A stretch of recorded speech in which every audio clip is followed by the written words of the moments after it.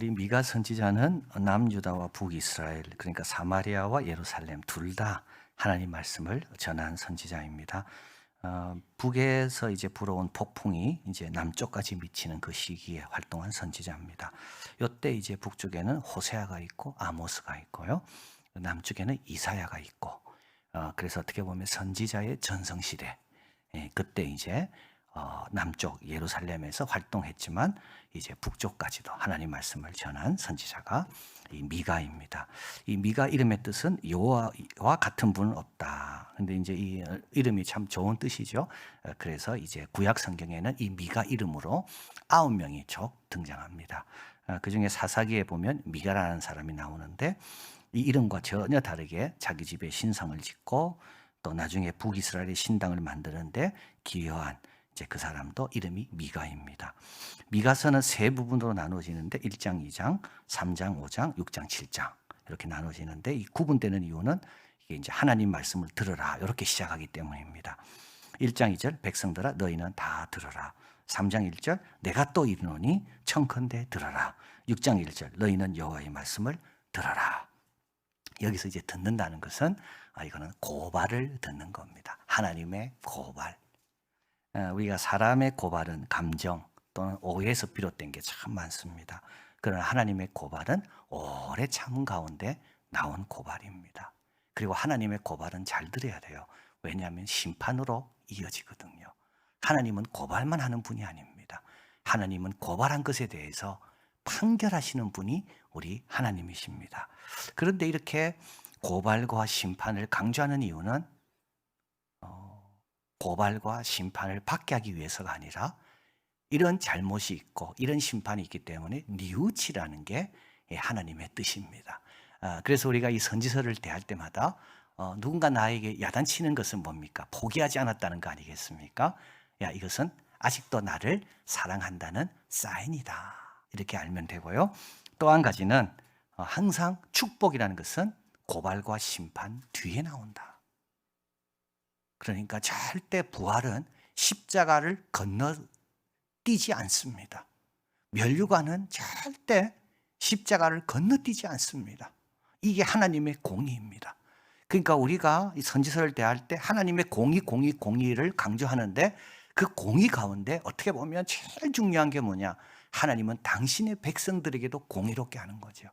뿌린 대로 거두는 겁니다. 자, 그래서 항상 하나님의 심판과 하나님의 고발을 잘 깨닫고 거기서 돌이키면 그 다음에 뭐가 나옵니까? 장엄한 미래가 나온다. 장엄한 회복. 자, 그래서 오늘 본문은 이게 이제 고발과 심판이 3번 사이클로 반복돼서 나옵니다. 1절에 보니까 또 내가 이르노니 야곱의 두려움과 이스라엘 족속의 청컨대 들으라. 이제 하나님 고발합니다. 공의는 너희의 알 것이 아니냐. 공의는 뭐죠? 공의를 확립하고 유지하는 거. 이게 이 지도자를 세운 이유입니다. 여러분 잘 사는 게 아닙니다. 지도자는 잘 살게 하는 게 아닙니다. 잘 사는 건 그 다음에 오는 겁니다. 정직한 나라, 공정한 나라, 백성들이 피해를 입지 않고 억울한 일이 없는 그 다음에 번성이 오는 겁니다. 그래서 지도자는 항상 공의를 알아야 됩니다. 그럼 공의는 어떤 겁니까? 공정한 것입니다. 옳은 겁니다. 억압을 바로잡는 겁니다. 억압이 있는데도 불구하고 모른 척하는 지도자는요, 그건 아주 나쁜 지도자입니다.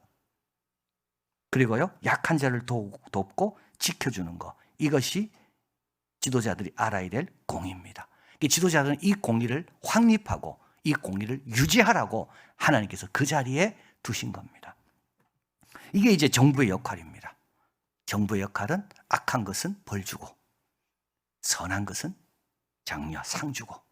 그래서 정부에게 공권력이 있는 이유는 정부는 뭐 하라고요? 악한 것은 벌 줘라. 공권력으로. 선한 것은 상 줘라.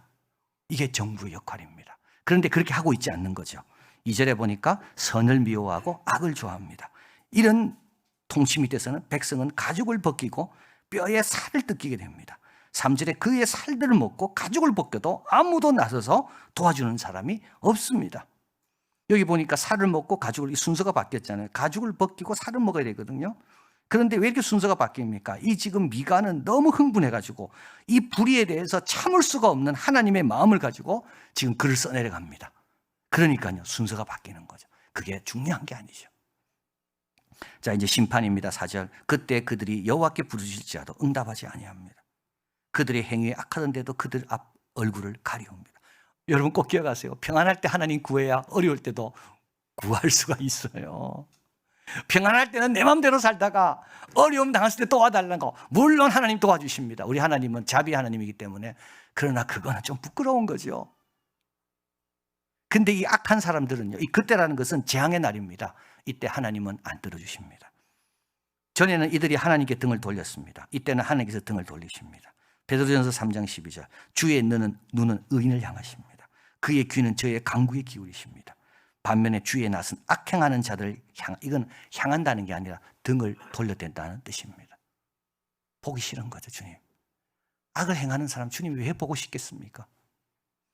잠언 21장 13절. 귀를 막고 가난한 자의 부르짖는 소리를 듣지 아니하면 자기가 부르짖을 때도 들을 자가 없으리라. 고발과 심판입니다. 두 번째는 이제 탐욕의 선지자들에 대한 고발이죠. 5절에 내 백성을 유혹하는 선지자는 이에 물면, 이건 먹을 걸 주면 평강을 외치고 뭐 입에 채워주지 않으면 전쟁을 준비하는도다. 이 선지자를 하나님께서 고발하시는 겁니다. 선지자는 하나님의 심부름꾼이죠. 여러분, 심부름꾼은요, 그 원래 보낸 분이 가라는 곳으로 가야 되죠. 그리고 그 분이 전달하는 걸 이게 선지자입니다. 그러니까 선지자는 자기 말을 전하는 사람이 아닙니다. 하나님께서 전하라는 걸 전합니다. 그리고요, 하나님이 가라는 곳으로 갑니다. 여러분, 신앙생활도 그래요. 우리 신앙생활도 내가 가고 싶은 곳으로 갈 때도 있지만 또 내가 가기 싫어도 하나님이 가라면 가는 게 이게 신앙생활입니다. 그런데 이제 거짓 선지자들은 어떤 사람입니까? 예, 하나님 말씀 그대로 전달하지 않고 누가 뭘 주면 자기 생각대로 평강을 외치고 뭘 안 주면 뭡니까? 저주를 하고. 자, 그래서 그들의 메시지는 하나님부터 들은 것에 대해 결정되는 게 아니라 백성이 그들에게 지불한 대가에 의해서 정해진다. 조심해야 되는 거죠. 우리 모두가 다. 그 영혼을 바라보는 그 능력이 없어서 그런 것 같아요. 그 영혼의 가치를 바라보는 능력이 없기 때문에 우리는 뭔가 대가에 따라서 움직이지 않는가.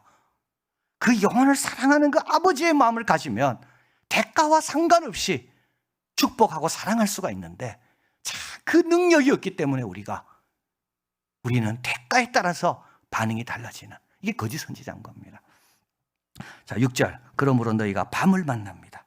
이상을 보지 못할 겁니다. 흑암을 만납니다. 점치지 못합니다. 이 점은 나쁜 거지만 미가는 여기에서 어떤 방법도 통하지 않는다는 걸 위해서 술객을 이야기합니다. 이 선지자 위에는 딱 정해져 있죠. 아무도 아닙니다. 이 선지자 위에는 해가 져서 낮이 캄캄합니다. 그 사람 위에는 7절. 선견자가 부끄러워하며 술객이 수치를 당하여 입술이 가리울 것은 하나님의 응답지 않습니다. 여러분, 하나님께 음성이 안 들리는 사람이 있습니다. 은혜가 안 돼요. 아무것도 안 들려. 주님의 거룩하신 본받으리 특송을 하는데도 불구하고 나는 아무런 감동이 없어. 두 가지 둘 중에 하나예요. 하나는 내한테 죄악이 많으면 안 들립니다. 죄 많은 사람은요, 절대 안 들립니다. 또 한 가지는요, 하나님께서 때로는 침묵하시거든요. 인내로, 믿음으로 한번 견뎌보라고. 우리 예수님처럼. 그렇게 예수님께서 땀이 피가 되도록 기도해도 하나님 말씀 안 하잖아요.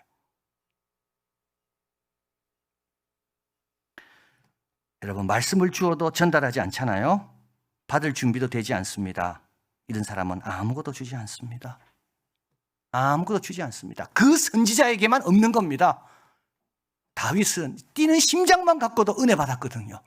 그런데요, 똑같은 심장이 뛰고 그보다 더한 축복이 주어져도 못 깨닫는 거예요. 왜냐하면 내 마음이 교만하니까.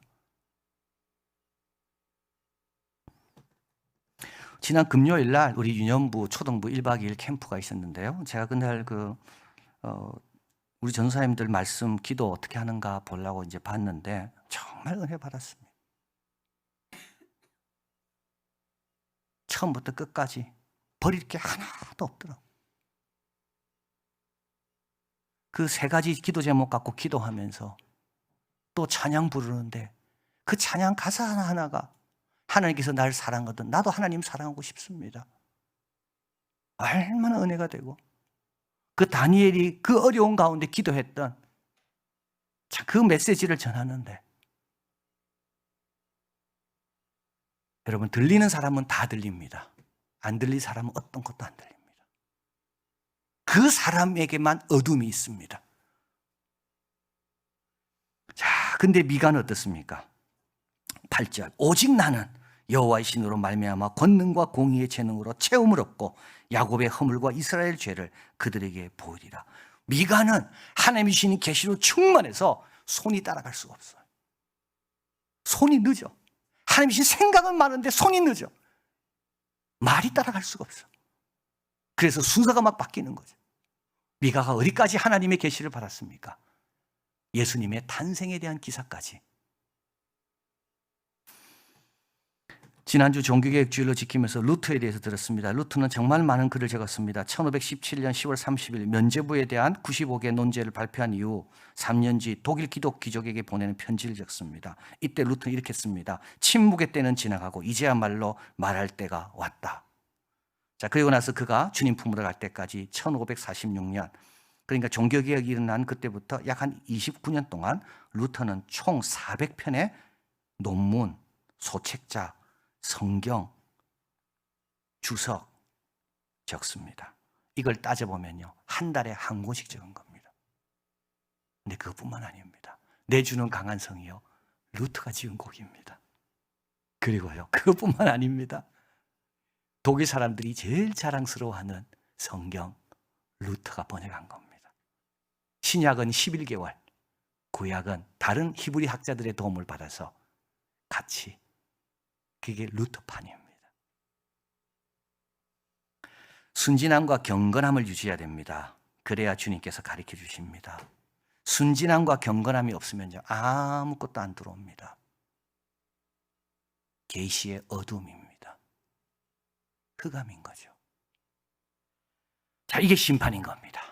고발이고 심판. 마지막 고발과 심판은 이제 첫 번째 고발과 심판과 비슷합니다. 야곱의 족속 두령과 이스라엘 족속 7이자 곧 공의를 미워하고 정직한 것을 굳게 하는 자들아 청컨대 이 말을 들어라.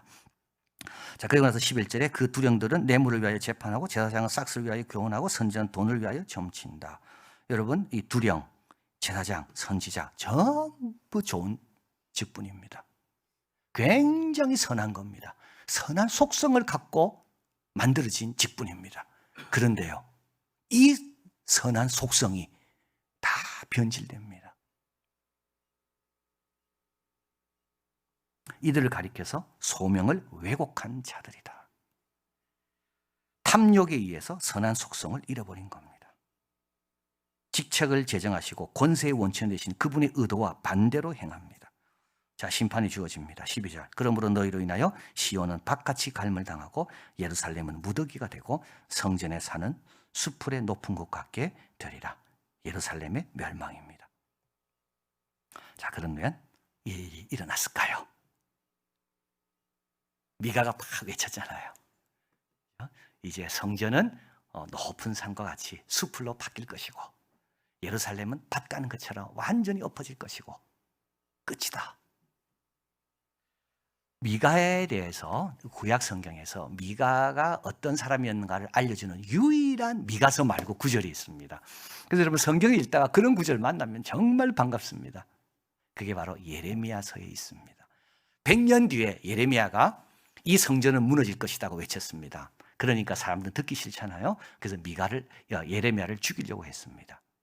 이때 몇 장로가 일어납니다. 그리고 그 장로들이 이렇게 이야기합니다. 예레미야 26장입니다. 유다 왕 히스기야 시대에 모레셋 사람 미가가 유다 모든 백성에게 예언하여 가로되 만군의 여호와께서 이같이 말씀하시기를, 그대로 인용이죠. 시온은 밭같이 경작함을 당하며 예루살렘은 무더기가 되며 이전에 사는 수풀의 높은 곳 같이 되리라 하였으나 유다 왕 히스기야와 모든 유다가 그를 죽였느냐. 오히려 히스기야가 여호와를 두려워하여 여호와께 간구하며 여호와께서 그들에게 선고한 재앙에 대하여 뜻을 돌이키지 아니하셨느냐. 그래서 예루살렘은 100년 동안 더 유지되게 됩니다. 이 히스기야 왕을 이렇게 평가합니다. 18장 4절 열왕기하. 히스기야가 이스라엘 하나님 여호와를 의지하였는데 그 전후 유다 여러 왕 중에 그러한 자가 없었다. 미가의 말을 사람의 말로 들은 게 아닙니다. 미가의 고발과 심판을 하나님의 고발과 심판으로 받은 겁니다. 그래서 이 나라를 지킨 거예요. 미가는 외칩니다. 백성들아 너희는 다 들어라. 땅에 있는 모든 것들아 자세히 들어라. 여호와의 말씀을 들어라. 이 말씀은 사람의 말이 아니다. 우리를 심판하시며 사랑하시는 분의 말씀이시다. 이 말씀은 거룩하시고 신실한 분의 말씀이다. 겸손하게 잘 들어. 회개할 거 회개하고 의지할 거 의지하고 실천할 거 실천해서 우리에게 맡긴 사명 선한 일 잘 감당하고 늘 하나님의 공급으로 충만한 밤의 사람이 아니라 낮의 사람이 다 되기를 진심으로 바랍니다. 사랑하는 하나님 감사합니다. 참 지금도 주님은 어린이를 찾고 계십니다. 어린아이 같은 심정으로 주님께 나오는 자를 찾고 계십니다. 그 자에게 주님은 크고 비밀한 것을 아낌없이 다 보여주십니다. 뽕나무를 제거하던 아모스에게도 주님께서 다 귀한 걸 보여주시고 우리 미가 선지자에게도 시골 출신인데도 다 보여주시고 하나님 말씀이 선포될 때마다 히스기야 왕처럼 두려워하게 하시고 의지하게 하시고 받아들이게 하여 주시고 그래서 주님께서 고발하고 심판을 강조하시는 그 뜻, 그 너머에 있는 그 축복으로 반드시 이어지는 우리의 삶이 다 되게 하여 주시옵소서. 저희들도 이제 세상으로 나아갑니다. 공의는 마땅히 너희가 알 바가 아닙니까?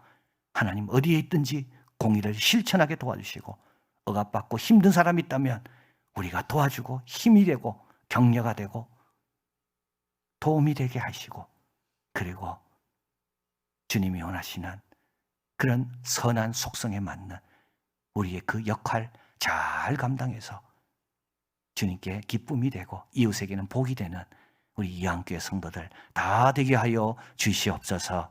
모든 말씀 예수 그리스도 이름으로 기도하옵나이다. 아멘.